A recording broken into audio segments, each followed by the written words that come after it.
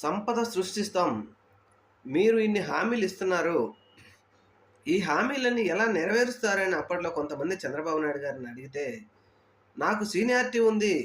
నాకు ఎలా ఇవ్వాలో తెలుసు పేదలకి అని చెప్పిన చంద్రబాబు నాయుడు గారు సంపద సృష్టిస్తాను, అది చేస్తాను, ఇది చేస్తాను అని చెప్పిన చంద్రబాబు నాయుడు గారు సంపద సృష్టిని వదిలిపెట్టేసి, డబ్బులు ఏ బొక్కలో నుంచి అప్పులు తీసుకురావాలి, ఏ బ్యాంకులో నుంచి అప్పులు తీసుకురావాలి, దేనికి సంబంధించిన బాండ్లు షూరిటీగా పెట్టి అప్పులు తీసుకురావాలని ఆలోచిస్తున్నారే గానీ, సంపద సృష్టి ఎలా చేయాలి, ఆంధ్రప్రదేశ్‌లో ప్రజలకు ఉపయోగపడే కార్యక్రమాలు ఎలా చేయాలని చూసుకోకుండా అప్పుల మీదనే పూర్తిగా నిన్న మొన్నగా ఒక బ్రేకింగ్ న్యూస్ కూడా వస్తా ఉంది.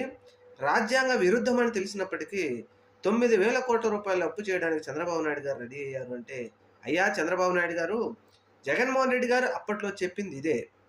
ఇంతకంటే ఎక్కువ నెరవేర్చాలి అంటే ఇది అసంభవం అని అప్పుడు క్లియర్ కట్‌గా ఆయన గెలిచినా, గెలవకపోయినా ఆయన క్లియర్ కట్‌గా చెప్పారు. మీరు మాత్రం అధికారం కోసం నోటికొచ్చినటువంటి మాటలు చెప్పి, ఇప్పుడు అధికారంలోకి వచ్చాక ఆ హామీలు నెరవేర్చకపోగా లక్షల కోట్ల రూపాయల అప్పుల కోసం పక్కదారులు తొక్కుతూనే ఉన్నారు. ఈ తెచ్చిన అప్పును ఎక్కడ దాచుతున్నారని అడిగేవారు కూడా లేకపోవడంతో అంతా ఈ ప్రభుత్వ ఇష్టారాజ్యమైపోయింది.